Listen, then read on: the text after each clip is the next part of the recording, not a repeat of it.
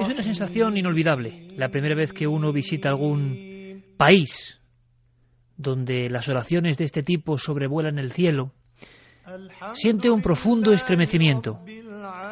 Es muy probable, lo más posible, que no conozca las palabras, el lenguaje, lo que se está diciendo. Pero nota, muy adentro, que hay una espiritualidad profunda en el ambiente. Hemos tenido la fortuna de poder viajar por muchos países islámicos y siempre nos hemos quedado con la sensación de que quedaba algo por contar. Algo que trasladar a nuestros amigos. Un mundo quizá tabú, quién sabe. Quiero preguntarle a todo un experto, a Andrés Guijarro. Andrés, buenas noches, amigo. Hola, buenas noches. ¿Qué estamos escuchando, Andrés? Pues estamos escuchando la primera sura, el primer capítulo del texto sagrado del Islam, del Corán, que se llama Al-Fatiha, la apertura. ¿Y por qué es importante, y tú lo destacabas, como de alguna forma elemento protector contra el mundo que hoy vamos a descubrir y que tú en parte nos vas a descubrir para toda la audiencia? Ese mundo de los espíritus, espectros, yo no sé si llamarlos casi daimones, seres que no son ni de este mundo ni del otro, seres intermedios. Esto sería una especie de protector espiritual para todo ese universo en el que se cree como una realidad en el Islam. Sí, efectivamente. Bueno, esta sura en concreto es importante por varias razones. Una de ellas tiene una importancia ritual fundamental. Es que en la plegaria ritual del Islam, que realizan los musulmanes 5 veces al día, se llama Salat, es imprescindible. Es decir, la plegaria ritual tiene diferentes fases. Entonces, una de ellas es la lectura de un fragmento cualquiera del Corán, pero es imprescindible leer de forma precedente esta. Se dice que todo el Corán, todo el texto sagrado está contenido en esta primera sura, y bueno, en tanto que el Corán en su lenguaje sagrado, ¿no?, que es el árabe, que es la lengua que vehicula toda la fuerza divina, ¿no?, que tiene el Corán, en ese sentido como texto también que se utiliza para protección, ¿no?, un texto talismánico también, ¿no? La Fatiha es pues uno de los fragmentos más importantes y que se utiliza siempre en los ritos de los que hablaremos luego, ¿no? Ritos, por ejemplo, Andrés, de exorcismo. Por ejemplo.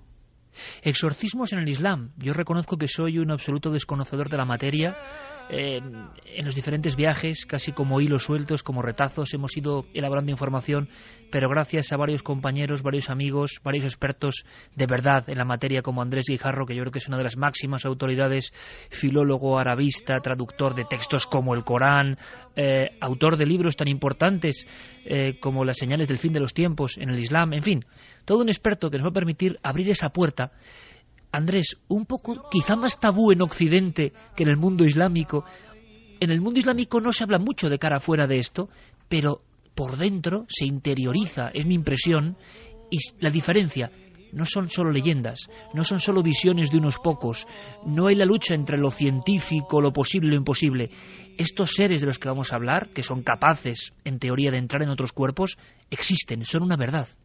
Sí, efectivamente. Bueno, no creo que sea un tabú, no. Forma parte de la creencia de la espiritualidad islámica en todo el mundo islámico, no solo en el mundo árabe, lógicamente, el mundo islámico en general. Forma parte de la creencia. Hay un capítulo, una sura del Corán que se titula Al-Jinn, ¿no?, precisamente los genios, ¿no?, traducido así si queremos, ¿no?, que habla de estos seres del mundo intermedio, ¿no? Y forma parte, por así decirlo, del en fin, dogma de fe, ¿no?, aunque no existe ese término no exactamente en la espiritualidad islámica, pero sí forma parte de la creencia asumida de la religión islámica, como puede ser la creencia pues en la profecía en el sentido de la revelación, ¿no?, a través del profeta del Islam, ¿no?, de Muhammad, o la creencia de los ángeles en el otro mundo, en el mundo espiritual. La creencia en el mundo intermedio es una realidad. Estamos hablando de una visión del mundo no materialista, para que los oyentes nos entiendan, ¿no? En el que se concibe una pluralidad de mundos, en el que el nuestro es solamente uno de ellos, el mundo material, el mundo de las cosas que se perciben por los sentidos, está sumergido misteriosamente en una pluralidad de mundos que lo rodean, ¿no? Y entonces, si ya el mundo material, ¿no?, el mundo físico es complejo y diverso, los otros mundos, los mundos paralelos, mundos intermedios y más allá en los mundos espirituales son muchísimo más complejos y muchísimo más diversos que el mundo material nuestro, ¿no? Es curioso, Andrés, que la mística en ocasiones, sea cual sea la religión, se aproxima, por lo menos en términos, a lo que en ocasiones la física cuántica o de vanguardia nos va demostrando sobre dimensiones paralelas. En la fábula, en la imaginación o en la verdad, quién sabe, también se diseñaron diferentes espectros del mundo y se podía cruzar. Esa membrana podía ser cruzada por algunos seres que vamos a conocer. Gracias a Andrés Guijarro yo creo que vamos a tener casi una tipología, una descripción de diferentes tipos de seres. Pero Andrés, antes de embarcarnos, me gustaría que los cientos de miles de amigos en todo el mundo se metieran en la nave radiofónica del misterio y viajasen, y sobre todo si nunca han estado en uno de estos países como los que vamos a visitar, que sientan casi ese aroma, un tanto casi hipnótico de estas palabras, estas músicas que va a poner Noel Calero, que inicie un viaje con nosotros a un mundo que recuperamos, simplemente para arrojar luz, para conocer. Una sola cuestión, si puedes con un sí o un no, Andrés, ¿sigue habiendo posesiones y exorcismos y apariciones de estos seres fantasmagóricos hoy? Por supuesto, continuamente. Pues comenzamos, Andrés, si te parece, nuestro viaje empieza. Nuestra idea, nuestro viaje, planea por diferentes lugares, por diferentes desiertos, los lugares de ruina, por ejemplo, los lugares abandonados, y lo veremos desde el principio de la historia. Al parecer han sido enclaves donde lo irracional, lo extraño, lo místico se presentaba, se manifestaba. Antes de eso, hablando un poco de lo que es esa profesión curiosa, ¿no? El exorcista y el exorcismo. Parece que del Islam nos llegan documentos de algunos países y de otros que, sin ser islámicos, comparten esta religión y esta creencia. Existen rituales. Yo le preguntaba a Andrés Guijarro si se parecía lo que conocemos, lo poco que conocemos o vislumbramos del mundo del exorcismo en nuestra religión, vamos a decirlo así, occidental. En la religión cristiana, por ejemplo, sabemos de una serie de doctrinas, una serie incluso de ritos a practicar, y también sabemos lo que le pasa al supuesto poseído. Tenemos un documento que nos trae nuestro compañero Santiago Camacho. Santi, buenas noches. Buenas noches, Iker. Existen, al parecer, documentos periodísticos, ha habido incluso cadenas de televisión que han registrado momentos, se han filtrado este tipo de documentos que antes eran prácticamente prohibidos, muy sagrados, lo siguen siendo, de exorcismos modernos. Exorcismos modernos y exorcismos prácticamente en todos los países, no ya del ámbito islámico, sino en todos los países incluso donde hay una amplia comunidad islámica. Si te parece, vamos a escuchar un documento sonoro que lo ejemplifica muy bien, porque es un exorcismo islámico, pero esto fue filmado en Londres hace un par de años. Y la verdad es que nos vamos a encontrar con cosas que, de las veces que hemos puesto exorcismos católicos en este programa, pues nos van a sonar mucho, si no las palabras, si no el idioma, nos va a sonar mucho la emoción bastante escalofriante de lo que sale por la garganta de la poseída o de la presunta poseída. Una cosa más, Santi, ¿puedes explicarnos en una viñeta visual para que a través de la voz nos hagamos una idea? ¿Qué es lo que se ve en imagen que acompaña este sonido? Pues mira, estamos en lo que parece un apartamento, ya te digo que es en Londres, pero está decorado con alfombras, una decoración típicamente árabe, y hay un personaje que es el imán, que está con una chica, una joven, poco más que adolescente, ataviada de blanco, que está sujeta de pies y manos por otras mujeres que están allí acompañando en la ceremonia, pero en absoluto silencio. Este hombre empieza a conversar de alguna forma con la chica o con lo que hay dentro de la chica, pero según va reconviniendo, va regañando al ser que la ha poseído, pues la conversación se va tornando cada vez más violenta. Escuchamos y luego nos sacará de dudas o nos aproximará más a la realidad nuestro compañero Andrés Guijarro. Escuchamos este exorcismo moderno en la comunidad árabe, en Londres en este caso. Jangan keluarkan dari badannya. Perhatikan, Jangan keluarkan dari badannya. perhatikan. Perhatikan. Nah. Oke, kalau kamu udah memperhatikan, maka saya akan bacakan Al-Quran depan kamu supaya kamu tersisa. A'udzu billahi minasy syaithanir rajim. Pegang, lagi-lagi pegang. Bismillahirrahmanirrahim. Kalau kamu keluar, kamu zalim. Nah, aku tidak mau keluar. Tidak mau. Desde luego, compañeros, da la impresión de que hay fenómenos universales. Sobre eso hemos preguntado en nuestra encuesta. Andrés Guijarro, compañero, es que esto le cambiamos, digamos, los atuendos, la creencia y las frases y nos encontramos con, para muchos, la misma histeria o el mismo problema mental, para otros un fenómeno espiritual real. Se estaba produciendo ahí el típico combate entre el hombre de religión, el hombre de fe y algo que se había metido dentro de, en este caso, una chica. No, sí, aparentemente sí.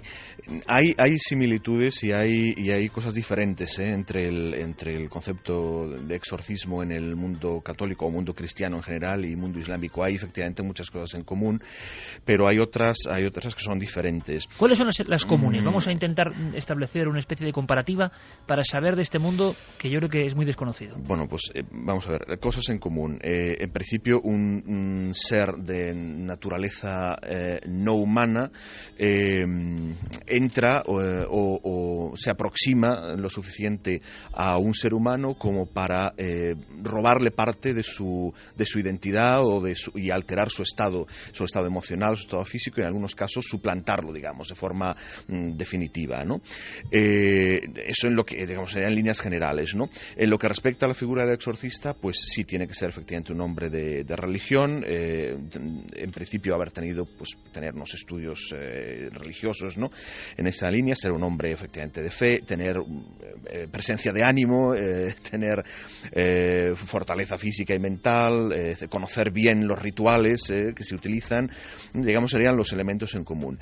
Y ya empezarían ahí las diferencias. El fenómeno de posesión por parte de un jinn, que habría que entender, primero explicar qué significa esto. O sea, en el mundo cristiano, el ser que posee es siempre un demonio o el demonio, es decir, un ser de naturaleza absolutamente malvada, satánica, desviada, y que lo que quiere es matar o destruir o hacer perder la fe de la persona a la que posee y de su entorno. Esto en el mundo islámico no es exactamente así. No es exactamente así. El que posee, o la entidad, digamos, que posee al ser humano en el mundo islámico es un jinn, es un ser del mundo intermedio, y como decíamos antes, el mundo intermedio es un mundo mucho más complejo que el mundo físico. Es decir, hay una pluralidad de seres de este mundo, el mundo de los junun, ¿no? Que es el plural de jinn, ¿no? Habría seres, digamos, muy próximos a lo que en principio el jinni o el jinn es un ser que recibe en el Corán la categoría junto con el hombre de Thaqalan, es decir, los seres humanos y los jinn son Thaqalan, es decir, son dos seres que tienen peso literalmente, es decir, que tienen una entidad individual, no son seres del mundo angélico o de un mundo supraformal, son seres que tienen una entidad individual y desde el punto de vista legal de la jurisprudencia islámica, o sea, de la ley sagrada, son seres mukallaf, es decir, que tienen una categoría legal que les hace responsables de sus actos, son seres que tienen voluntad. Ahora bien, dentro de este mundo intermedio hay una pluralidad enorme de seres de naturaleza diversa. O sea, habría, como estábamos diciendo, los que tendrían una naturaleza próxima a la del ser humano y otros que serían seres periféricos, por así decirlo, y no siempre satánicos, no siempre malvados, no siempre demoníacos.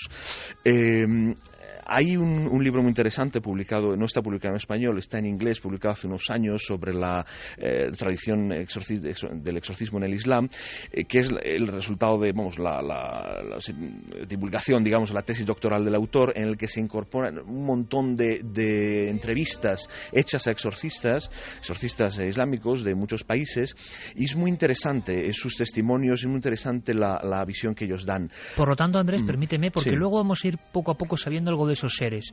Pero hablando primero de esa función tan extraña y que creíamos algunos casi solo propia de la religión católica. Existe, por tanto, el exorcista, es decir, el hombre de fe, de religión, que se dedica a combatir a los demonios en el Islam. Sí, existe. Sí. Normalmente es un imán, efectivamente, una persona que tiene una función, digamos, religiosa, y que por alguna razón se ha especializado, ¿no?, en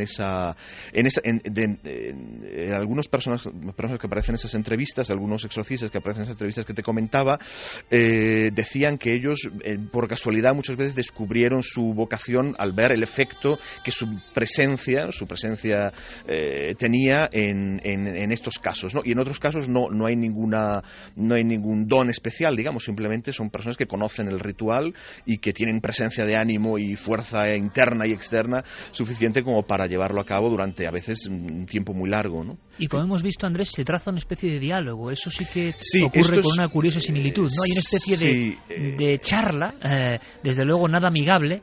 Bueno, en el exorcismo católico la tendencia general es a no escuchar al demonio. Es decir, lo que se recomienda es que el ser que posee, la entidad que posee, no se la escuche porque es por excelencia un mentiroso y induce al engaño, etcétera. En el exorcismo islámico es lo contrario, es decir, efectivamente se intenta someter a este ser, se intenta hacer que se doblegue a la voluntad del exorcista, lógicamente, que utiliza en el rito el Corán, básicamente es lo que se utiliza, ¿no?, las palabras de poder, ¿no?, que aparecen en el Corán, pero sí que es muy frecuente el entablar un diálogo con la entidad, es decir, se le pregunta cuál es su origen, si es masculina o femenina, cosa fundamental, si luego quieres ampliaremos este tema, ¿no?, porque es un tema muy importante en el mundo del exorcismo en el Islam, o de los junún, ¿no?, en el Islam.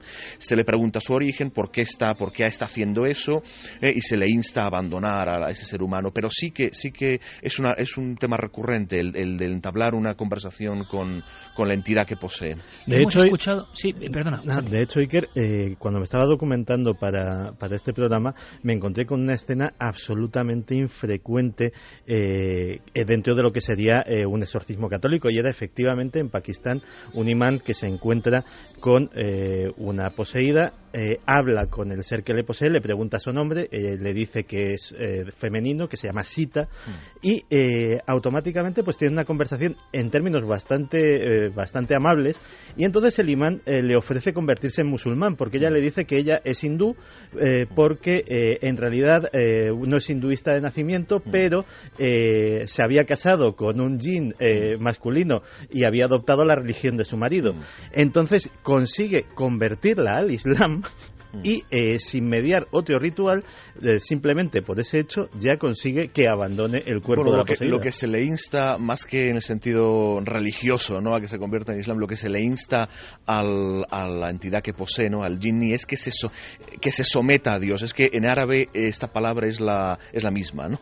Es decir, se le insta a que se someta a Dios. Es decir, se asume que si ha tomado posesión de un ser humano, está haciendo algo, es un jinn rebelde, digamos, está haciendo algo en contra de lo que Dios les ha dicho a ellos, que es que se mantengan al margen del mundo de los hombres. Si ha tenido lugar esta intromisión en el mundo de los hombres, es que se ha rebelado contra esta decisión de Dios, y entonces se le insta al jinn que se someta a Dios, que se someta a la voluntad de Dios y que abandone a este ser, ¿no? Andrés, ahora conoceremos un poco más, después entraremos en el proceloso mundo apasionante de quiénes son estos seres, quién puede poseer, por qué puede poseer, pero nos gustaría saber también si los fenómenos físicos o los fenómenos que experimentan estos poseídos o poseídas en el Islam también son similares a los que hemos recogido en diferentes investigaciones. Antes abrimos las líneas de contacto, que es fundamental esta noche.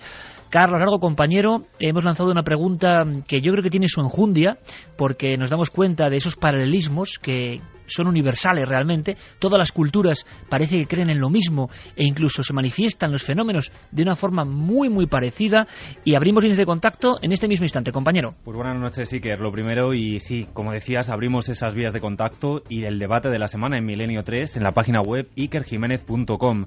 La pregunta que lanzamos hoy es ¿por qué las posesiones y las apariciones son un fenómeno universal? De momento, los resultados de las dos respuestas que hemos puesto van así: 68,4% porque hay una realidad ajena al ser humano que se manifiesta, y 31,6% porque la mente humana crea esas fantasías. Por supuesto, interesante. Están abiertas también, Iker, las otras vías de contacto. Milenio 3 con número @cadenaser.com, nuestro correo electrónico. También las frases de los oyentes en la página web cadenaser.com y en las redes sociales La Nave del Misterio en Facebook, en Twitter y por supuesto en Google+. La Nave del Misterio, en esas redes sociales recogeremos toda vuestra información, pistas, preguntas, reflexiones, porque el tema por lo menos es inusual, es una especie de fragmento de la realidad que pocas veces se toca en el mundo del misterio, y creo que necesitamos saber algo más. Van a ir pasando amigos, vamos a ir presentando a diferentes amigos que tienen algo que aportar en este mundo. Por ejemplo, vamos a adentrarnos, a ir haciendo una división entre el mundo de esos seres que en su malignidad parece, según cuenta la tradición, pueden llegar a poseer a las personas, y después no os podéis perder porque vamos a contar casos concretos. Nuestro compañero Nacho Ares nos trae algunos documentos, testimonios que son muy interesantes de casos donde esas entidades provocan también muchos de los fenómenos que en otros países se estudian bajo otra característica, bajo otro prisma, ahí envueltos de leyenda, creencia, religión. Es algo muy curioso que se analiza un poco sobrevolando toda la información. Pero quiero que escuchéis a otro experto en el Islam, Carlos Chevalier, que nos hablaba de lo que para él eran los seres, algunos dirían bajo astral, no sé, también hay paralelismo en esto, seres que no llegan a ser humanos, que no son angelicales, seres atrapados en cierta densidad, pero que pueden visitar nuestro mundo. Es increíble, amigos, y a mí lo que me interesa, cómo todas las religiones han creído en estos intercesores, en ocasiones malignos, con nombres complejos. Menos mal que tenemos a Andrés Guijarro para hacer de guía, pero escuchamos a Carlos Chevalier, que nos hablaba quizá de esos Yenum, esos seres, esos jinn, que pueden hacernos daño. Pero dentro de los Sayatín, los peores son los Maridim, porque son los sanguinarios, son los que le pueden hacer daño a las personas, a los animales, pueden introducirse dentro de ellos, explicarían los casos de posesiones, pero todavía quedaría un grado más perverso, peor, que serían los Aparit, que son los provocadores de catástrofes. Todos estos Sayatín, por lo general, están en lugares desérticos, en el mismo desierto, en las montañas, en ruinas abandonadas, y aprovechan, según la tradición islámica, la presencia de personas descarriadas, no solo físicamente, sino sobre todo moralmente.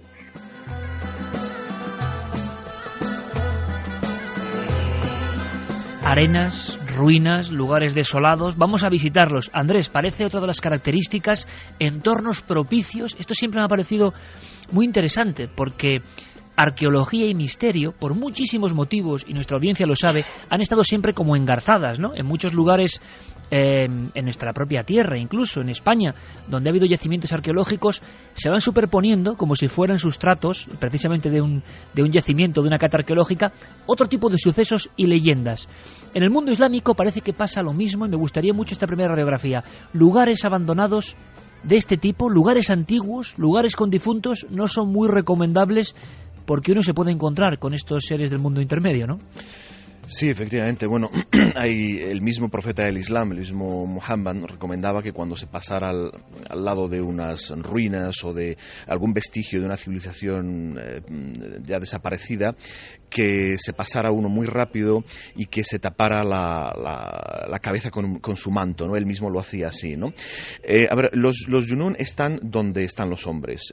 Cuando en un lugar los hombres han desaparecido, ellos permanecen. O sea, los lugares lugares, digamos, residuales, ¿no? Los lugares en ruinas. No es que ellos los busquen, es que son lugares en los que estaban con los hombres se fueron y ellos quedaron, ¿no?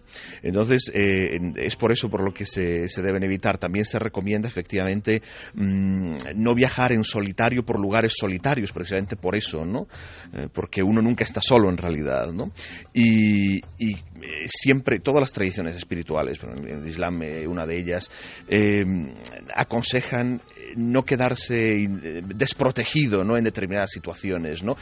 Para un hombre tradicional, para un hombre que pertenezca a una civilización tradicional, sería muy sorprendente, ¿no? Ver cómo en nuestra civilización moderna, contemporánea, los hombres nos encontramos en la mayoría de los casos en una situación de extrema vulnerabilidad y desprotección frente a realidades y mundos en los que estamos inmersos y desconocemos. Es decir, no llevamos a cabo ritos de protección, no tenemos ningún instrumento en nuestra civilización moderna, ¿no? Y materialista para protegernos de realidades que, bueno, en algún caso nos pueden perjudicar, ¿no? Andrés, ¿sabemos algo de esas realidades? En una religión de corte iconoclasta, de alguna forma, como el Islam, quizá no haya, claro, representaciones gráficas que nos puedan servir, pero ¿hay algún estudio, alguna crónica que hable de el aspecto? ¿Qué estamos hablando? ¿De una silueta, de algo inmaterial, de un aire, de una figura monstruosa? ¿Cómo son estos seres espirituales extraños? El Corán, el libro sagrado del Islam, que habla en el capítulo que habla de ellos, dice que fueron creados, dice literalmente, min marish min nar, que se traduce algo así como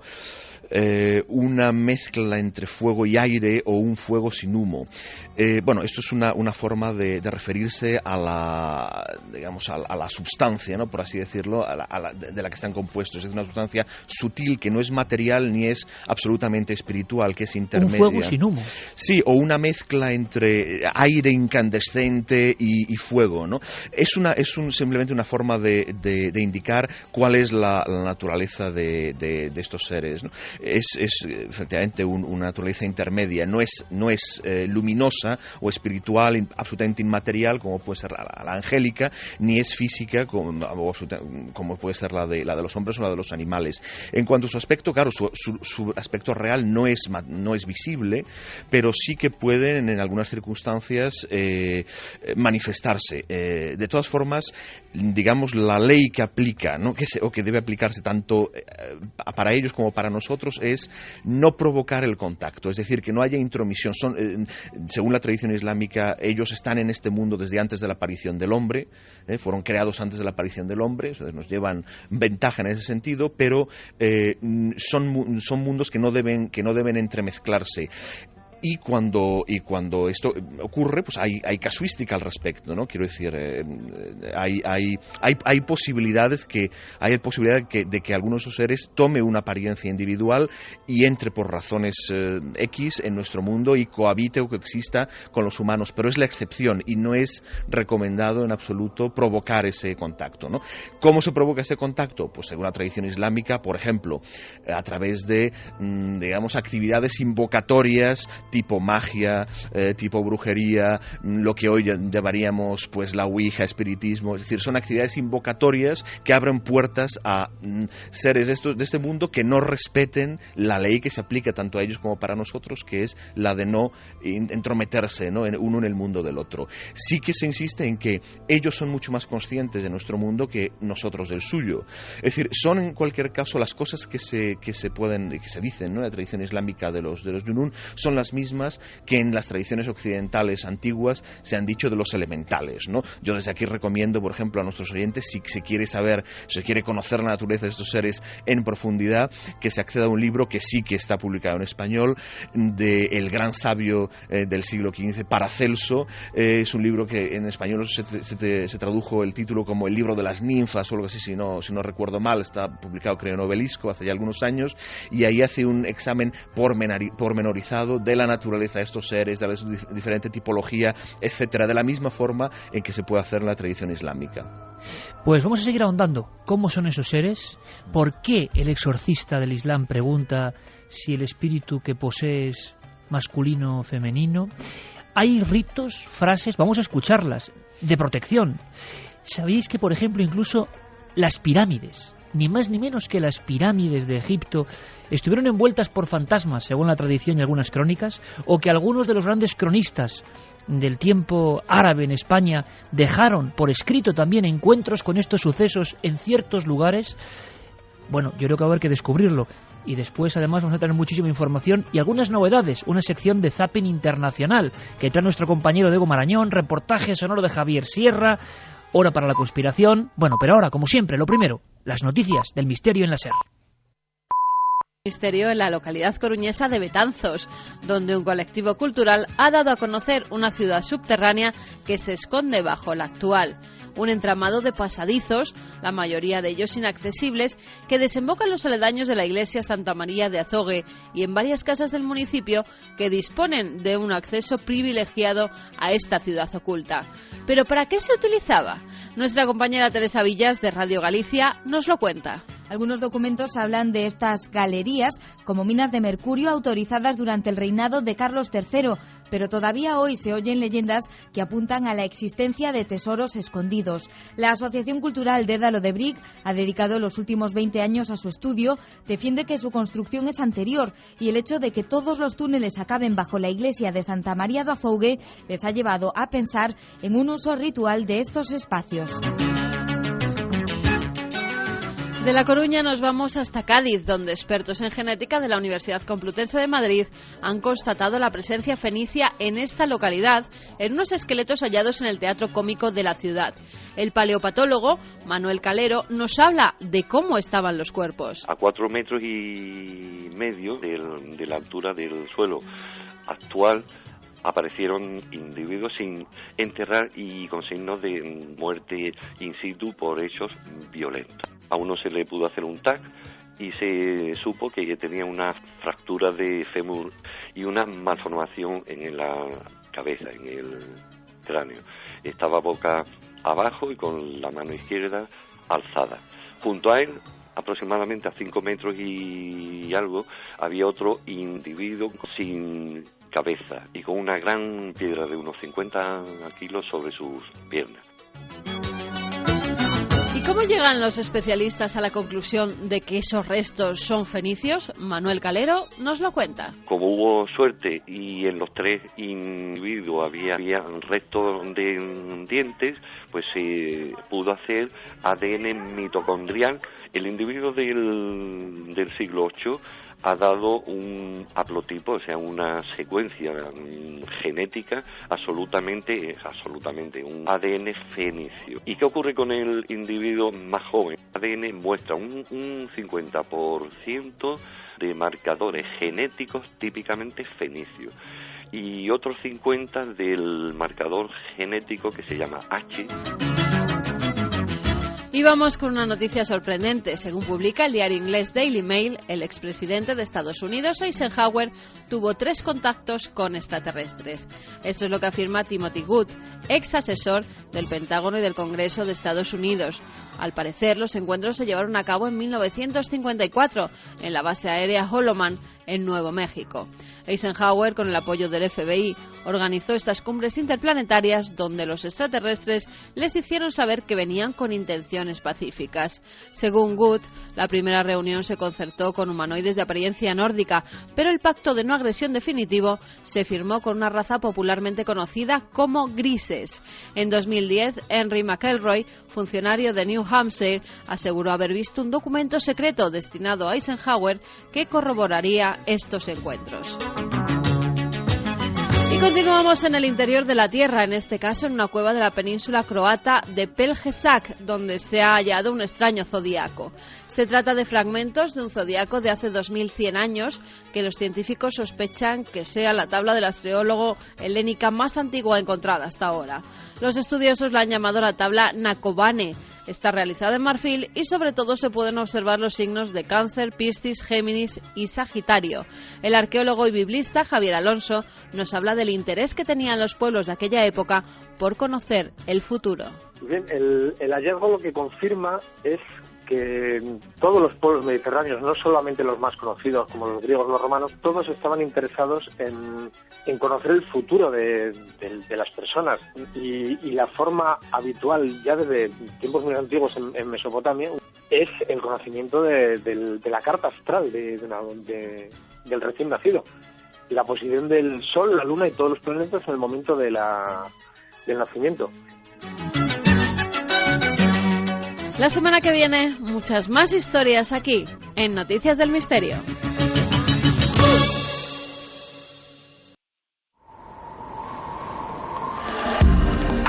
Nunca antes habías estado tan cerca de lo desconocido. Milenio 3. Cadena SER.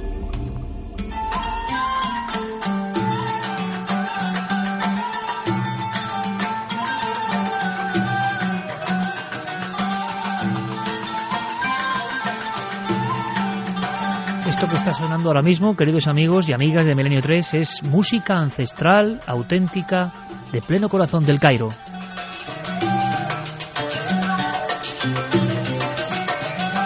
Y claro, uno cree vivir una película cuando se envuelve de todo esto y más si persigue los misterios, como por ejemplo hace nuestro compañero Nacho Ares.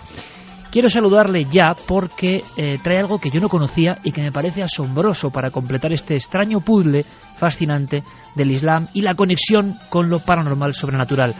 Nacho, compañero, buenas noches. Hola, Ike, ¿qué tal? Buenas noches. Yo no sabía algo que tú me contabas, que nos va a contar ahora uno de tus entrevistados allí in situ en el Cairo, y es la conexión entre las pirámides y los espectros, los jinn, que parece que rondaban por las ruinas más célebres de toda la Tierra, yo creo. Vamos a escucharle si te parece y luego me amplíes la información, ¿te parece? Perfecto. Bueno, los primeros árabes que entraron a Egipto, cuando vieron a las pirámides, ellos hablaron sobre las fantasmas mismas que construyeron a las pirámides. Los mismos árabes, los musulmanes en el siglo VII, cuando invadieron a Egipto, la primera descripción de las pirámides, que ellos hablaron sobre las fantasmas que construyeron a las pirámides. Hemos escuchado bien, me parece maravilloso, no sé de dónde viene esta tradición, quizá ante la complejidad de las construcciones, una teoría que yo jamás había escuchado, pero que allí se comenta, Nacho, en el Cairo se comenta, en los tiempos arcaicos, fantasmas o seres de otro mundo construyeron las pirámides, y lo dicen los egipcios. Desde luego que sí, escuchábamos a Walid Mamdouh, que es un guía egipcio, intérprete de español, muy buen amigo nuestro y que sigue muy de cerca Milenio 3 desde tierras del Nilo, ¿no? Y hace eco de una tradición que es milenaria. En efecto, como escuchábamos ahora en este testimonio, los árabes, los primeros musulmanes, cuando llegaron a Egipto y vieron las pirámides, vieron que aquellas construcciones eran realmente insólitas, insólitas desde luego no solamente por la forma, sino también por la interpretación que ellos hacían de esas construcciones.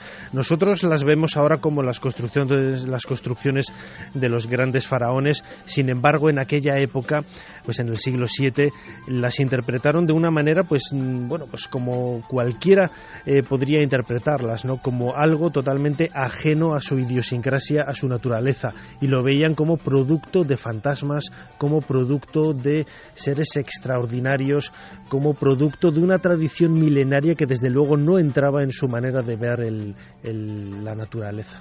Oye, Nacho, ¿y en otros lugares arqueológicos, tú que te conoces prácticamente palmo a palmo el país de los faraones, en otros lugares, en otros recintos, ¿existe también esta leyenda de que rondan los fantasmas? Desde luego que sí. Ahí fíjate, uno de los pioneros de la arqueología, que fue Wallis Budge, un inglés que estuvo de director del Museo Británico, pues cuando él estuvo excavando en Egipto a finales del siglo XIX, y bueno, más en concreto que en Egipto, en lo que es las pirámides de Meroe al norte de Nubia, pues el actual Sudán, él le llamó la atención que los guías que le acompañaban en un primer momento se negaban a acceder a estas necrópolis.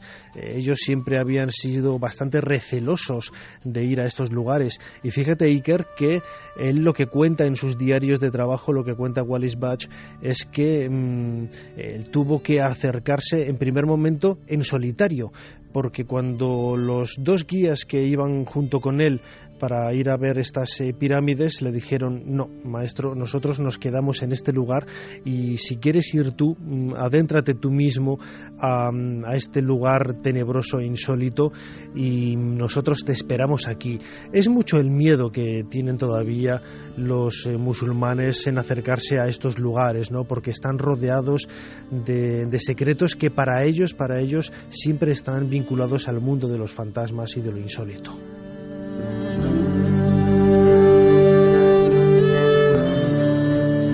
Pues cronista de excepción, y además qué alegría me da tener un corresponsal de alguna forma en esa ciudad tan maravillosa que es el Cairo, que sigue Milenio 3, eso me ha emocionado, Nacho, realmente, y que nos cuenta y nos va a contar historias y casos incluso con intervención policial, casos de muerte, por desgracia, pero que han ocurrido envueltos en el mundo, en la casuística increíble de lo paranormal, vamos a decirlo así, en un lugar como Egipto, ni más ni menos. Por cierto, Nacho, estamos de enhorabuena, no sé si tu novela está ya en la calle. Pues sí, lleva ya prácticamente un mes a la venta. ¿Cómo se llama? La tumba perdida. Acabo de llegar precisamente hace poquitas horas de Jerez, en donde hemos hecho una presentación junto con los amigos de la librería Las Hojas de Bohemia. Estamos muy cansados, pero desde luego con muchas ganas de seguir trabajando aquí en Milenio 3. Hablaremos de esa novela y de esa investigación que en el fondo, Nacho, o sea, la más importante leyenda o verdad, yo no lo sé, de una tumba y un hallazgo arqueológico, ahora lo entiendo, está envuelta de la maldición y de la aparición posible de estos seres y sus influencias. Es que es lógico cuando me dices que hoy, en el 2012, en ese Egipto con tanta turbulencia últimamente, ¿no?, sigue habiendo personas que no solo testiguan haber vivido casos, intervenciones incluso de autoridades, sino que en el mundo de lo arqueológico, en el mundo de los guías arqueológicos, que es un mundo apasionante, lleno de anécdotas, de historias que te cuentan ahí al caer la noche, si ven que tú eres proclive a ello y que puedes de alguna forma compartir, ¿no?, esa otra realidad que no tiene nada que ver quizá con lo que pasa durante el día, pero los guías hoy tienen temor a algunos lugares donde la tradición se ha perpetuado, Nacho. Desde luego que sí, fíjate, hay una historia también muy cercana a nosotros en el tiempo y que tú conoces muy bien, ¿no? Por ejemplo, en el templo de Karnak, en una de las capillas del templo del dios Ptah que podemos encontrar en este recinto sagrado, conocerás muy bien una estatua, la estatua de la diosa Sekhmet, ¿verdad?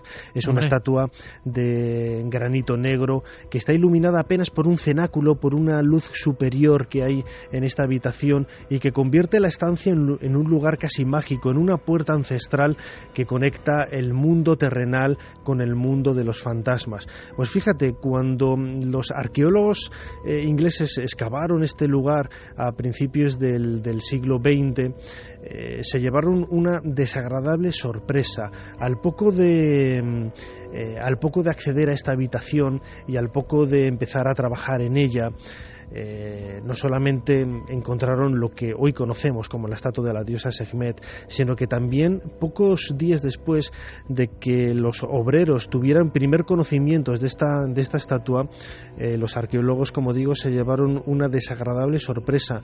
Algunos de estos obreros habían entrado en la habitación por la noche y la habían hecho pedazos. Hoy lo que encontramos, hoy lo que podemos ver nosotros, es una reconstrucción de esa misteriosa estatua que por miedo al más allá, los árabes la habían destrozado en miles de trozos.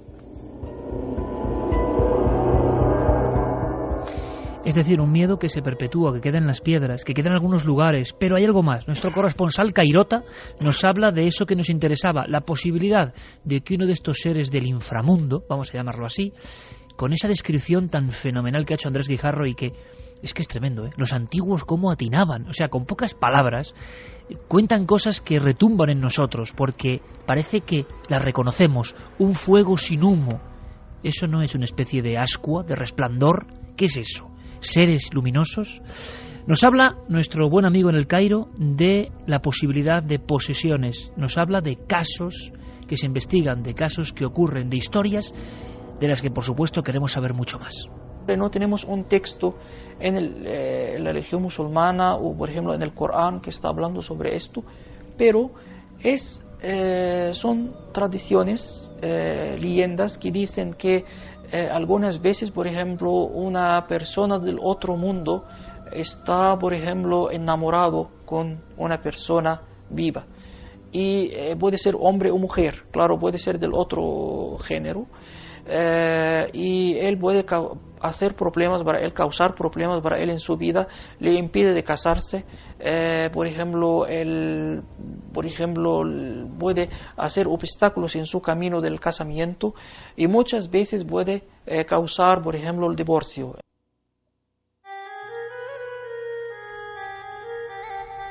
Seres que se entrometen en nuestra vida, en las cosas más cotidianas, pero es que veremos que sobre eso hay casuística e incluso podríamos decir hasta jurisprudencia. Es sorprendente.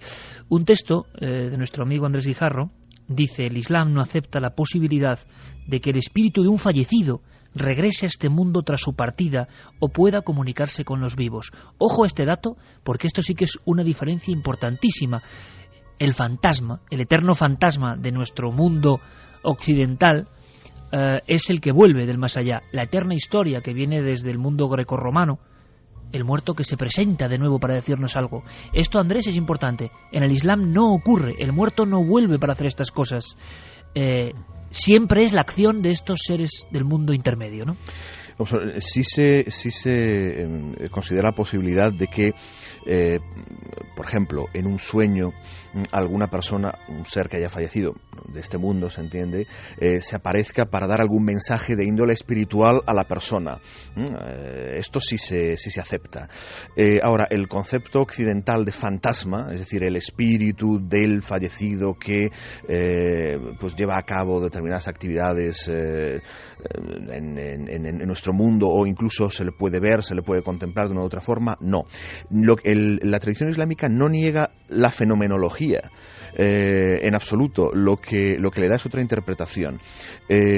Todos esos fenómenos de tipo pues paranormal, poltergeist o apariciones fantasmales, etcétera, siempre se vinculan, es decir, cuando están relacionadas aparentemente con una individualidad de este mundo que ha fallecido, con un ser humano que ha fallecido, siempre se vinculan a un tipo de jinn que en árabe se le llama qarin, que significa efectivamente compañero, y que consistiría en un jinni, un jinn, un ser de ese mundo intermedio, que ha ido acompañando a esta persona durante toda su vida, porque ha tenido algún tipo de afinidad especial hacia él, por razones misteriosas, ¿no? Que obviamente no se conocen.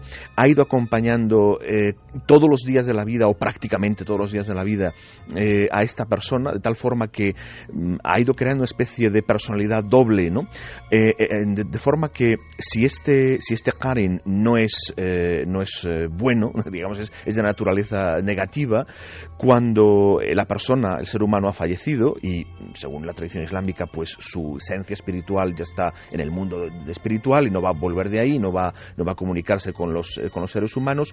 Si durante algún tiempo este qarin, jinn gemelo, digamos, de este ser humano al que ha estado agregado, digamos, toda su vida, sí que puede fingir o hacer ver a las personas que todavía siguen aquí, a familiares, amigos, etcétera, o seguir apegado, digamos, a la realidad física, doméstica, etcétera, que era de la persona que ha fallecido, y manifestarse de alguna otra forma, incluso a veces de forma voluntaria, imitando la personalidad del ser fallecido, para engañar, para, en fin, perturbar, para molestar o para aterrorizar, incluso si decimos si este qarin es de naturaleza negativa, ¿no? O sea, el qarin sería un poco un clon del más allá, de alguna forma, ¿no? Un calco, una sombra. Sí, efectivamente. Este es un mundo muy complejo. Vamos a ver, el mundo de los seres del mundo intermedio son seres de naturaleza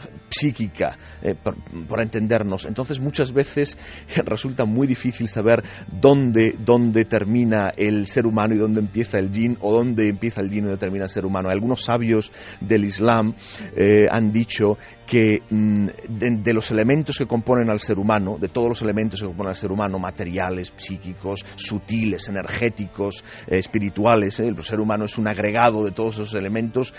El ser humano tiene un grado muy alto de naturaleza jinn. De naturaleza jinn, es decir, de alguna forma un elemento de nuestra naturaleza comparte esa misma naturaleza de estos seres del mundo intermedio, ¿no?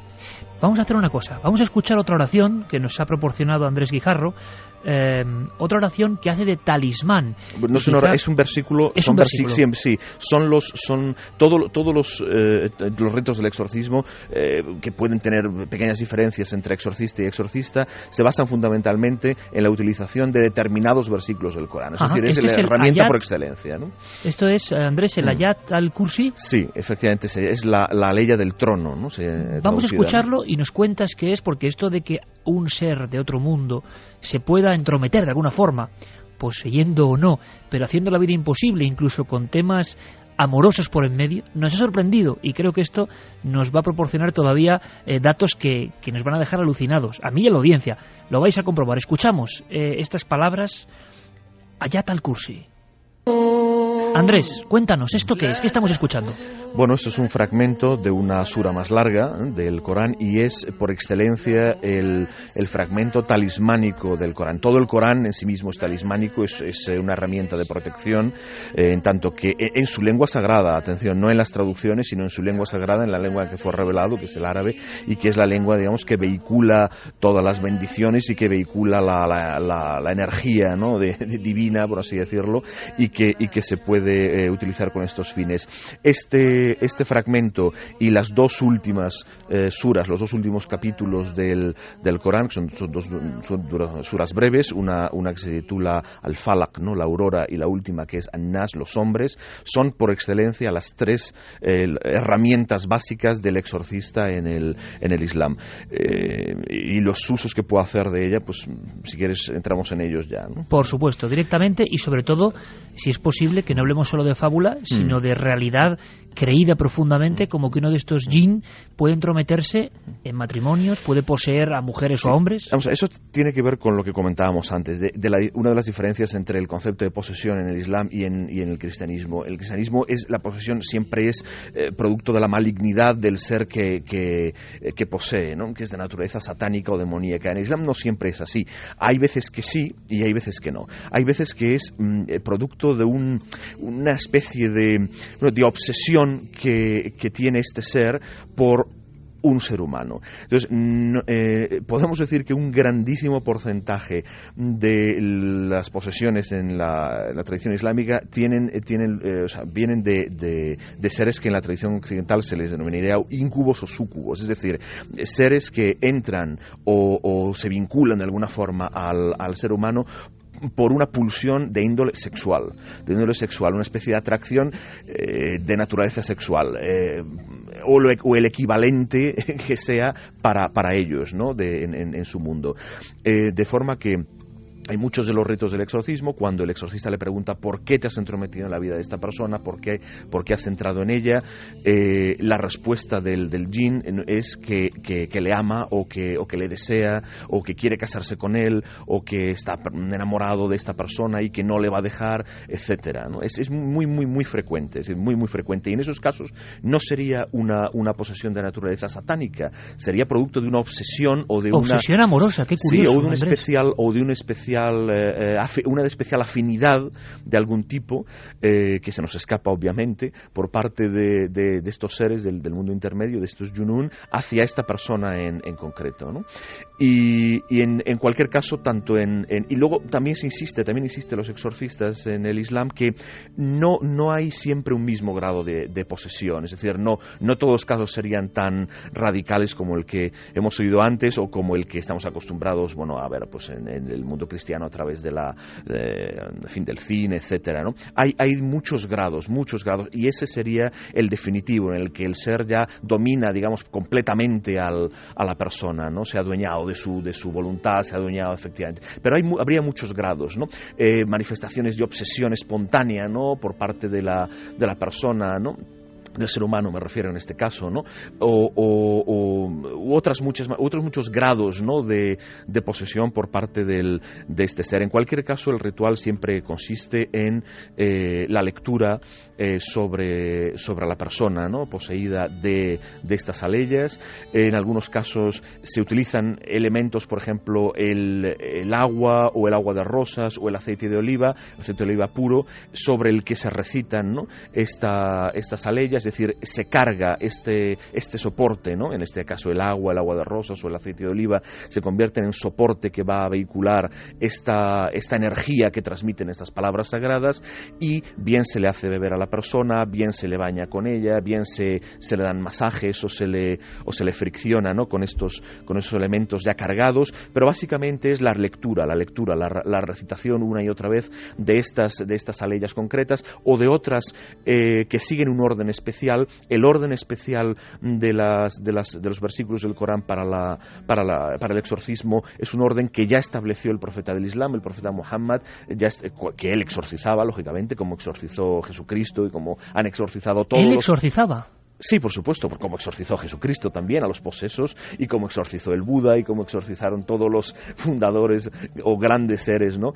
Fundadores de religiones. Como ¿no? un elemento importante que ahora parece, no voy a decir que sea vergonzante, sino que parece de un mundo muy bizarro, muy extraño, muy escatológico, pero sin embargo todos los grandes fundadores de las grandes religiones, es bueno manifestarlo, Andrés, tenían este don, ¿no? El de enfrentarse a los demonios. Sí, por supuesto. Es que, como decíamos antes, solamente una civilización o una mentalidad absolutamente materialista y que entiende que el mundo empieza y acaba en lo que podemos tocar o ver o percibir por los sentidos, no contempla la posibilidad de que haya otras existencias, ¿no? Que nos afectan, lógicamente, en tanto que coexisten con nosotros, nos afectan, ¿no?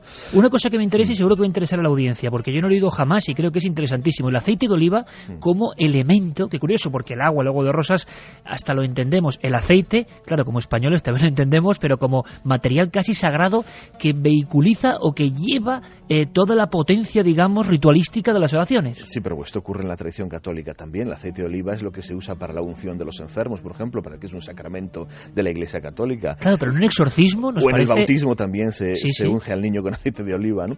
Sí, en el exorcismo no, efectivamente. En el exorcismo, el exorcismo católico utiliza el agua bendita, ¿no? Y este agua en el Islam se bendice recitando sobre ella o recitando y soplando sobre ella las aleyas, ¿no? Los versículos del Corán, ¿no? Andrés, fenomenología en el poseso, en el poseído. En esos casos más dramáticos, ¿qué se manifiesta?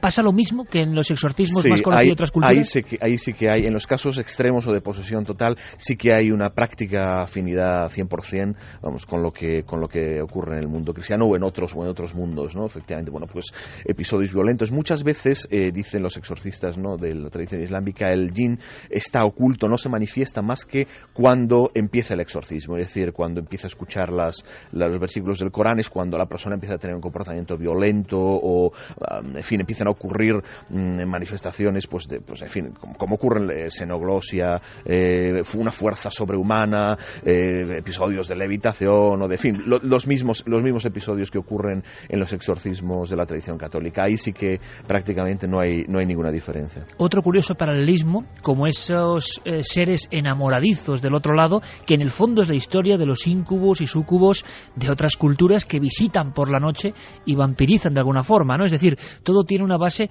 que es muy común. Santi, tú has estado indagando en la cuestión de casuística y ahora Nacho nos va a contar unas cosas junto con nuestro corresponsal en el Cairo, realmente interesantes, de casos concretos, de casuística concreta, pero parece que esa especie como de efectos clásicos, xenoglosia, titanismo, autolesiones, ocurren hoy en los diferentes países de ámbito islámico y están ocurriendo también los exorcismos y algunos incluso se están filmando.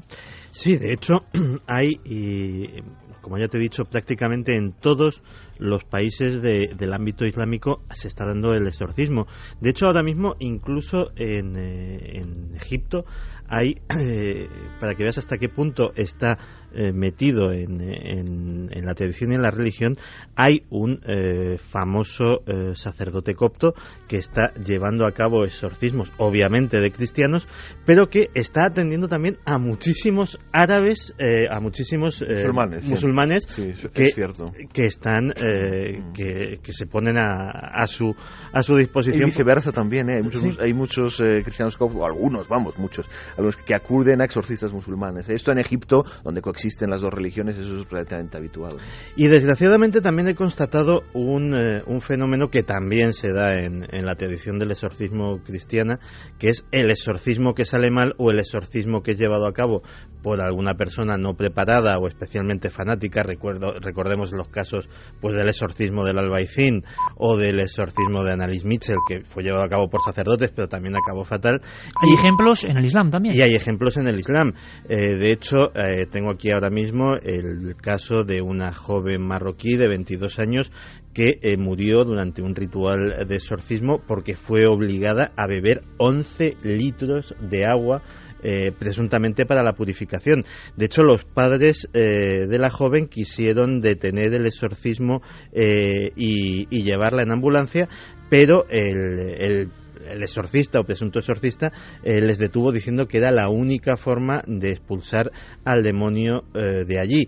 También me he encontrado pues los típicos, este encajaría más con lo del exorcismo del Albaicín, personas que no tienen ninguna cualificación, que directamente se meten por fanatismo o por, llamémosle entre comillas, buena voluntad a una tarea de estas. Y en Kuala Lumpur el año pasado se dio un caso atroz en que un joven, Muhammad Fauzi, de 23 años, ha sido sentenciado a una larga pena de prisión porque acabó con la vida de sus dos padres, de ambos progenitores, al quererles practicar un exorcismo que además, según la prensa birmana, es muy comedida y entra muy poco en los detalles, pero a los que sometió, cito textualmente, a abusos imposibles de reproducir. Lo cual pues da mucho lugar para la imaginación. Pero efectivamente, o sea, igual que ha habido en el ámbito cristiano, pues exorcismos que han acabado mal, pues también evidentemente los hay en el mundo musulmán. Es curioso porque estamos aprendiendo una vez más, y ahora escucharemos vuestras reflexiones, opiniones, preguntas, para pasar luego a la casuística que está pasando hoy, que está ocurriendo hoy, casos recientes que me parecen muy interesantes y de los que yo jamás había oído hablar, pero es cierto que nada parece casual. La lucha entre la luz, las sombras, el bien y el mal, en todas las religiones del tiempo más arcaico, parece que tienen los mismos patrones, y eso ya en sí es una gran pregunta. No todo es quizá azar o las cosas se inventan por pura fantasía. Sobre eso iba un poco la encuesta. Da la sensación de que hay unos bloques, unos cimientos. Da igual la religión, da igual el pensamiento hacia dónde derive después. Parece que hay unas bases que nos cuentan la misma historia, una sin duda estremecedora y fantástica historia. Seguimos viajando. Carlos Largo, hacemos caso, ponemos por supuesto micrófono a nuestra audiencia. Vamos a repasar la encuesta de la semana en Milenio 3 en la página web ikerjimenez.com. ¿Por qué las posesiones y las apariciones son un fenómeno universal?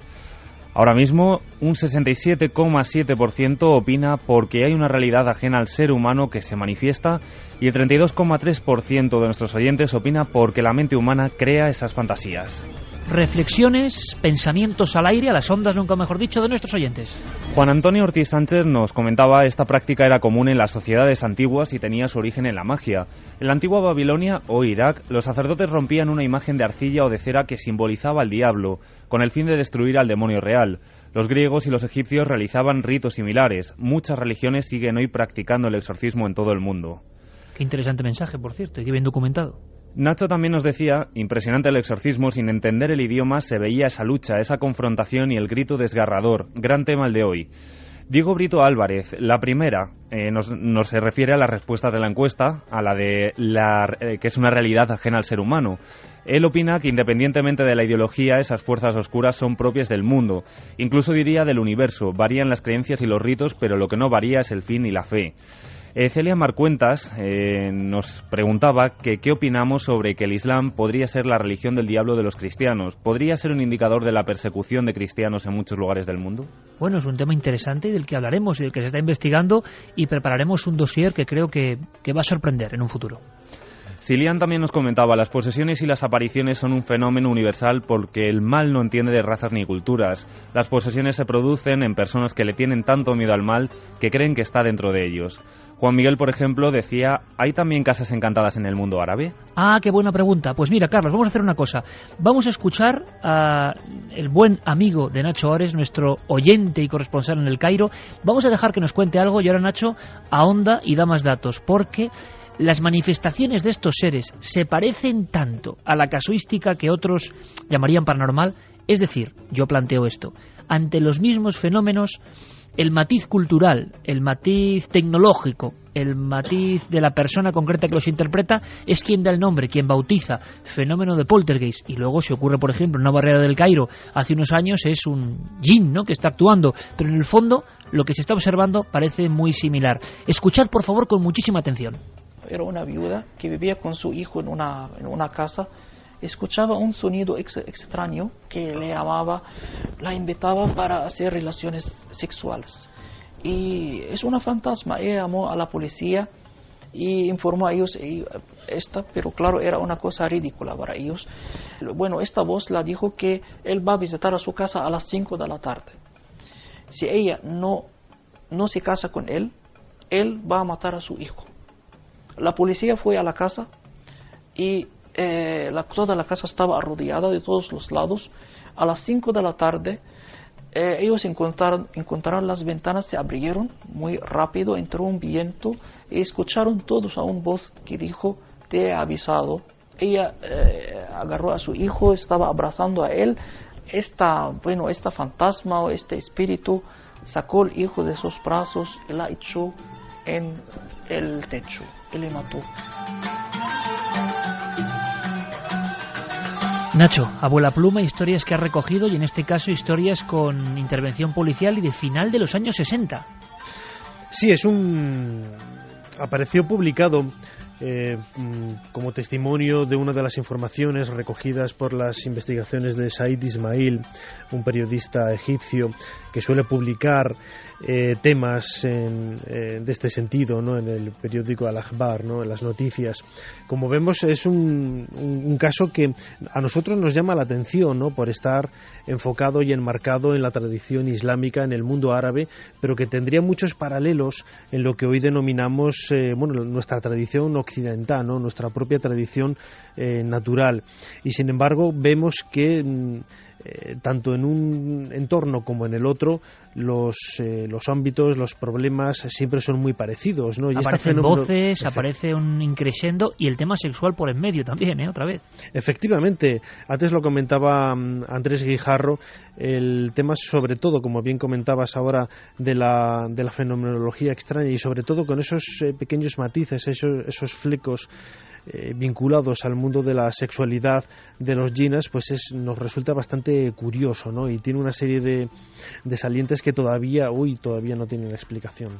Es curioso, Nacho, luego me comentarás porque hay periodistas, algunos curiosos en cuanto a su proceder, porque informa de este tipo de sucesos envueltos de leyenda, envueltos en ocasiones de datos y, bueno, sus publicaciones no dejan de ser un material sumamente interesante, como esto que nos cuenta ahora Carlos Chevalier, y es las oraciones tradicionales, no las que emplea el exorcista, sino las oraciones, vamos a decir, para salir al paso, o casi las frases que se comentan, se dicen, esto imagino que es tradición puramente popular, entre quienes creen que estos jinns pueden aparecerse en cualquier momento.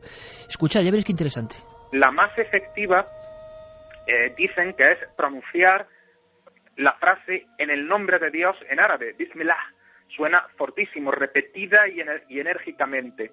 Sin embargo, los sufíes de Al-Ándalus tenían por costumbre algo todavía mucho más corto, que era pronunciar el pronombre sagrado, él, en árabe. Él, en árabe, referido a Dios, se dice Hua, pronunciado no como H aspirada, sino con lo más profundo de la garganta, cerca del esternón.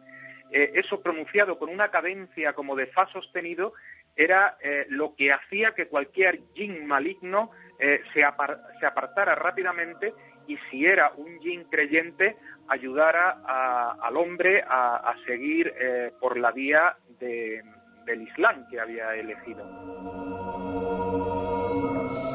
Esto en el fondo es llegar a lo más profundo y lo más humanizado de los ritos, como cuando escuchamos en la eterna Galicia, todavía hoy, hacer el círculo alrededor de uno para protegerse de las ánimas o de las apariciones. Pequeña ritualística, ¿no? Pero muy interesante, un valor antropológico tremendo. Como, por ejemplo, este gesto que me sorprende porque lo he escuchado en algún otro lugar del mundo. Veréis qué curioso. Hay algunas costumbres, por ejemplo, extrañas que hacen, por ejemplo, en la boda, en las zonas, por ejemplo, populares, que, por ejemplo, el novio o el marido pone su ropa al contrario, al revés. Bueno, él dice que esto también para expulsar a los espíritus y los genios, algo así. Por ejemplo, él pone la ropa íntima al contrario. Ritos cotidianos, Nacho, ritos cotidianos que se siguen practicando en el Cairo del 2012. Desde luego que sí, nos hace ver un poco, bueno, esa frontera, no, ese limes tan sutil y en ocasiones difícil de interpretar y de concebir, en el sentido de que este tipo de tradiciones pues rompen este tipo de, como digo, de fronteras, ¿no? En ocasiones, Andrés también seguramente tendrá más información para aportar datos. En el mundo musulmán, todo aquel fenómeno extraño, todo aquel fenómeno insólito siempre se relaciona con el mundo de los jinn, ¿no? De los espíritus, de los jinnas. Y sin embargo, la manera más sencilla de buscar protección ante lo insólito es el Corán, ¿no? Cualquier objeto sagrado, cualquier objeto cotidiano, mejor dicho, adquiere esa sacralidad llevando escritos sobre él versos del Corán, ¿no?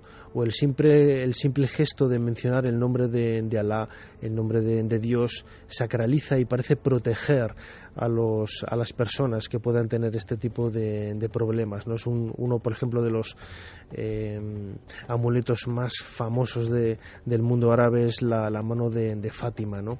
El más conocido, quizá, ¿no? Quizá, efectivamente, es la mano de Fátima, en el sentido de que las diferentes teorías, las diferentes hipótesis de trabajo que intentan explicar la sacralidad de este objeto es quizá el que la propia mano del ser humano lo que nos hace es escribir el nombre de Alá, ¿no? Esta mano abierta, ¿no?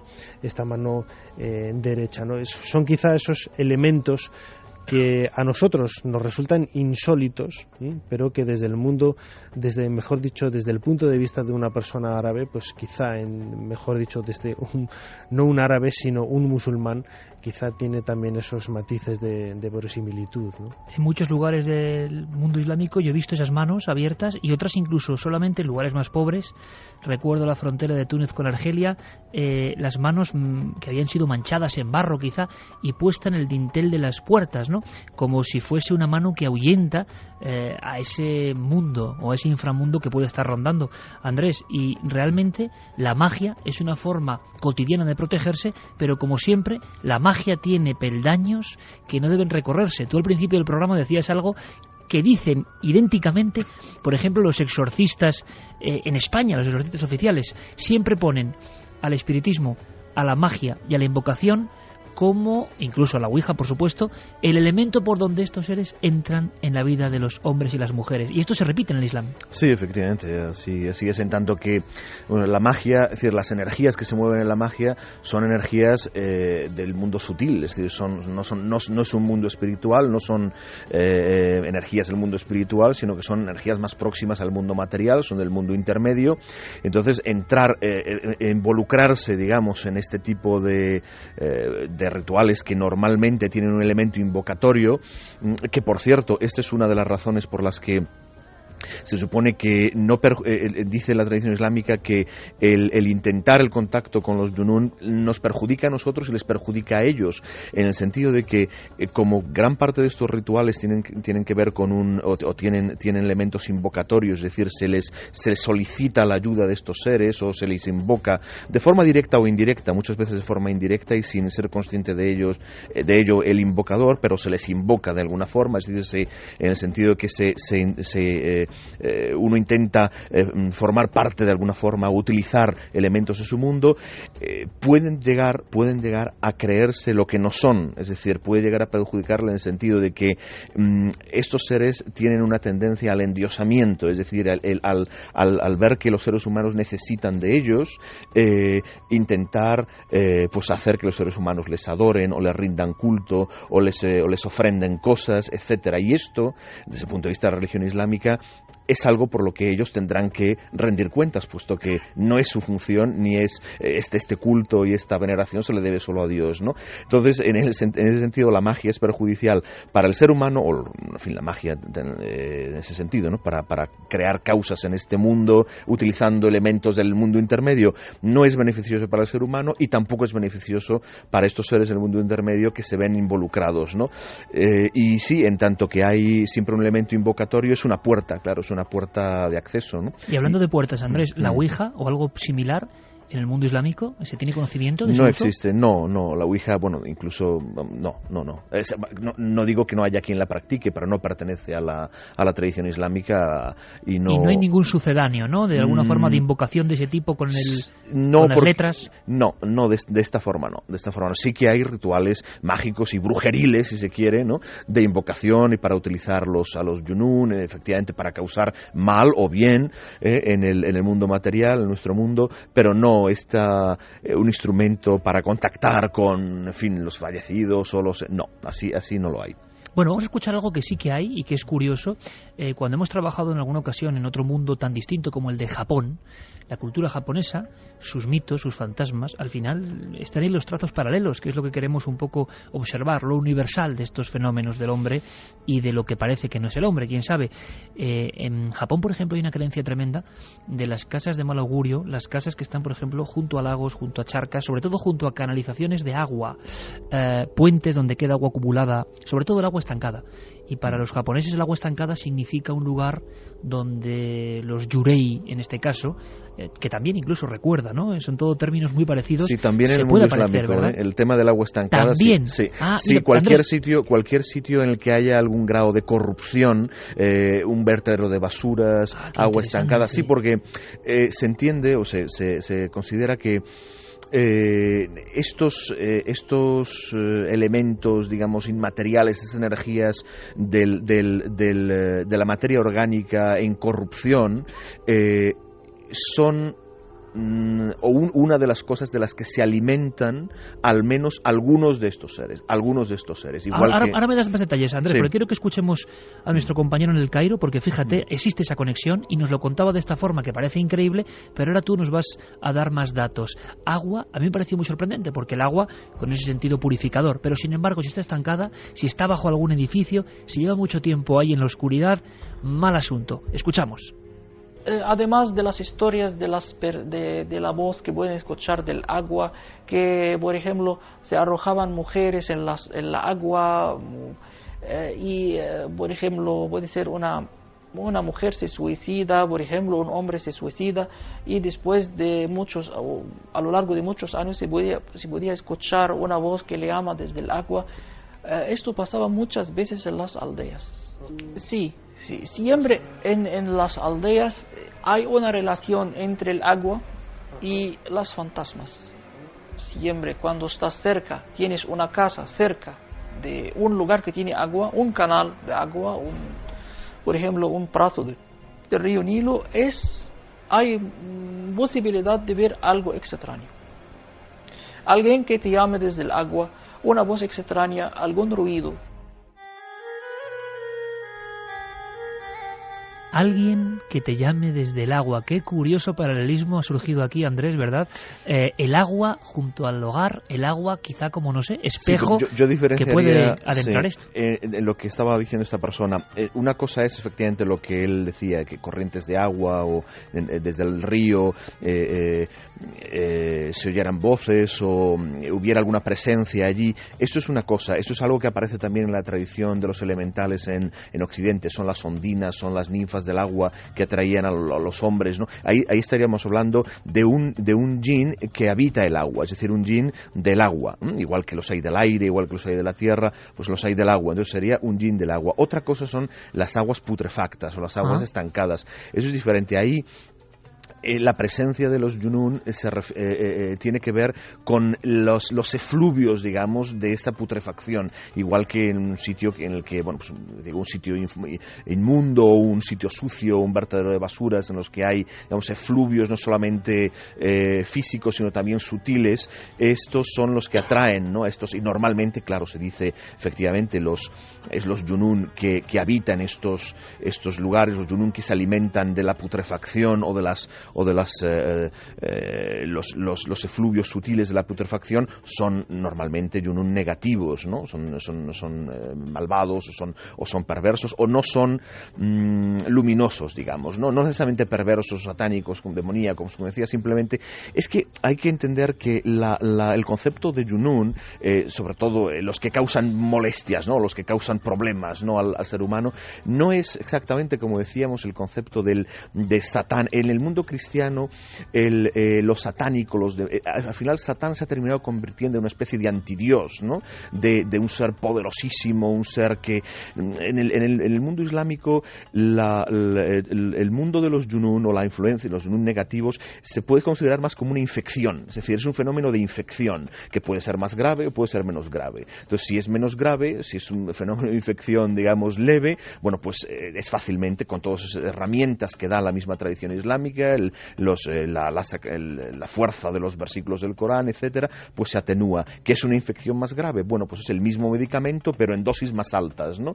Entonces no tiene ese componente, no tiene, incluso los mismos exorcismos, si se ven, y algunos grabados, en fin, y filmados, no tienen ese componente tan solemne como tiene el exorcismo católico. Es una cosa mucho más cotidiana. Es muy interesante esas entrevistas que aparecían en este libro que comentaba al principio de los exorcistas, como con la naturalidad, claro, es algo a lo que ellos se enfrentan todos los días, ¿no? La naturalidad con la que hablaban de los diversos grados de posesión, de cómo afrontaban ellos el ritual, en fin, de forma muchísimo más cotidiana, muchísimo más natural que no el exorcismo como lo entendemos y que nos viene a la cabeza pues cuando mencionamos la palabra exorcismo. Nos aparece el padre Carras inmediatamente, claro, y la película, ¿no? Con toda esa parafernalia y todo eso. Pero no, quizá, Andrés, es mucho más porque se cree realmente en ello. Porque da la sensación de que en muchas ocasiones incluso hay cierta lejanía, incluso de los propios exorcistas, y hemos hablado en alguna ocasión con ellos, bueno, cierta lejanía del fenómeno. Quizá en el mundo islámico esa creencia es mucho más verdad, ¿no? Yo creo que quizá por eso que te comentaba, por el concepto de lo demoníaco paranormal, ¿no? En el cristianismo es algo que está lejos y se teme mucho porque se le da una entidad que no se le da en el mundo islámico. En el mundo islámico, efectivamente, estos yunun, esos seres del mundo intermedio, algunos pueden ser satánicos, algunos pueden ser demoníacos, pero la mayoría son, es decir, cuando se entrometen, digamos, o cuando molestan o perjudican al ser humano, es bien por estos casos de obsesión de naturaleza extraña sexual, bien por ignorancia muchas veces, ¿no? Ellos mismos lo dicen, los exorcistas lo dicen cuando interrogan a estos yunun, muchas veces son ignorantes, son seres casi de una naturaleza casi animal. Es decir, decíamos que el mundo intermedio es mucho más complejo y la variedad, ¿no? de mundos y en la tradición islámica tradicional, incluso cuando se habla de los yunun, se habla de tribus, de naciones, de jerarquías, con una gran variedad, con una gran es un mundo muy complejo, ¿no? Resulta un poco escalofriante, Andrés, porque es un poco también el retrato de las razas del inframundo, ¿no? Vamos a hacer una cosa, por lógica, no podemos dejar nuestro país, España, a un lado, con toda la tradición. Lugares como Granada, por ejemplo, están repletos de historias, pero historias que como en un bucle curioso, como si estos seres, sea lo que sean, no supiesen de nuestro tiempo, nuestro espacio, nuestras convenciones, siguiesen apareciendo. Y fijaos, casi como colofón a este planeo por este mundo del que no se habla habitualmente. Una sorpresa grande me la dio un juez, ni más ni menos, y un abogado del Estado, un hombre importantísimo y además gran cronista en Granada, César Girón. Le pido a nuestro compañero Noel Calero que localice el documento de César Girón, porque en siglo XXI hubo varias observaciones, claro, en el entorno próximo a la Alhambra, en entornos próximos con una historia muy bien definida y que conecta con todo esto que estamos hablando, y se hablaba de la figura de un niño vestido al modo árabe. Pero claro, hablamos de un caso que fue investigado, que hubo juicios e investigaciones por parte del Tribunal de Menores, que hubo una serie de historias extrañísimas, puro expediente X, pero las apariciones ocurrían en zona de ruinas. Y además, como si fuese final y colofón de todo esto que hemos contado, parece una de esas historias de amor, quién sabe, pero claro, con documentos judiciales, con actas. Es una historia sorprendente que quiero que escuchéis en boca del propio investigador, del propio juez, César Girón.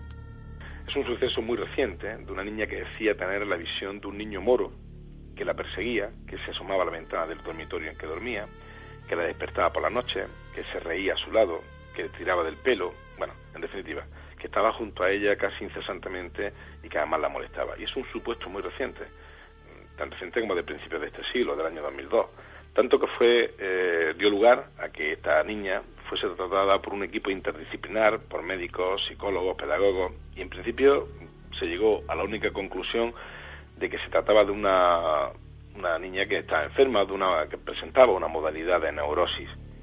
Ahora, lo realmente sorprendente es que la niña, que estaba en una institución del barrio de la Albaicín, fue trasladada a otro lugar fuera de la provincia de Granada, y solo con eso dejó de referir esta circunstancia. El acoso de este niño molesto, este ente que decía que la perturbaba y que ella describía como un niño vestido de moro. E insisto, hablamos del año 2002. Esto es un buen punto final, ¿verdad? Porque estábamos hablando tradiciones, leyendas, antigüedad, textos sagrados que ya casi nadie entiende en el mundo moderno y tan aprisa, y de pronto, desde el ámbito judicial, una investigación en un lugar ni más ni menos como Granada, que no es cualquiera cosa, ¿verdad? Y la aparición de el típico ser quizá de entre dos mundos. Yo no sé qué es ni deja de ser.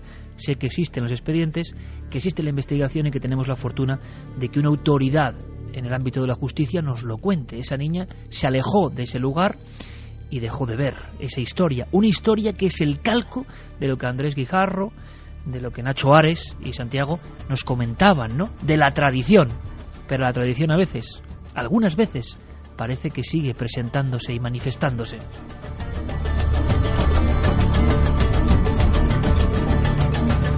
Y con este punto final, para asombrarnos, para comprobar que todas estas cosas no solo son viejos legajos, sino que ocurren en silencio, en ámbitos de los que no suelen salir, y que gracias a la amistad que tenemos con tanta gente nos lo pueden contar y os lo pueden contar, nos quedamos con cierto escalofrío, ¿no? ¿Quién sería ese niño, esa aparición? ¿Un djinn? ¿Quién sabe? Yo quiero agradecer a Andrés Guijarro y a Nacho Ares, a ambos el esfuerzo que han hecho por contarnos unas cuantas cosas, por hacernos aprender y por trazarnos un mapa absolutamente desconocido para la gran mayoría, estoy seguro. Así que yo os lo agradezco de todo corazón.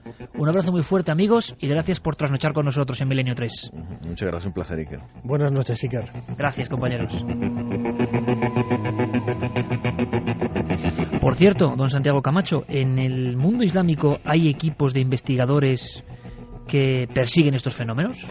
Pues aunque parezca mentira, sí los hay, y de hecho me he encontrado con un país en concreto que de hecho Diego nos va a contar alguna cosa ampliada, en el que hemos encontrado de entrada 2 programas de televisión remotamente primos de cuarto milenio. ¿En Pakistán? En Pakistán. Y un equipo de investigadores, un auténtico grupo de cazafantasmas, como los cazafantasmas norteamericanos de los que hablábamos hace algún tiempo en nuestro programa de televisión, que van y son relativamente conocidos y van a programas de televisión a contar sus experiencias allí por todo el país, en el muy islámico Pakistán.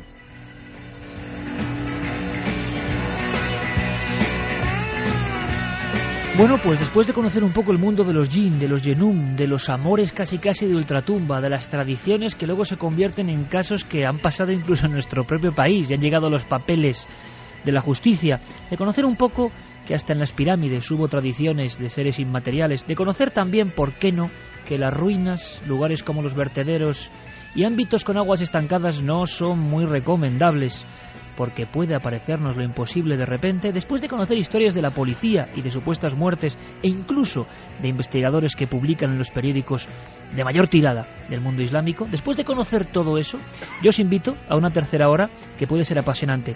Se nos ha ocurrido algo que os voy a contar, lo hemos llamado zapping internacional. De vez en cuando tenemos que saber qué se hace por ese mundo sorprendente. Países diferentes, lenguajes por supuesto diferentes, pero el misterio como punto de mira. Y también no os podéis perder, de verdad, el reportaje, el cuaderno sonoro, el cuaderno de campo sonoro de Javier Sierra. Arqueología audible de alguna forma. Es sorprendente y escalofriante. Todo eso y mucho más, a la vuelta después de las noticias. Milenio 3 continúa.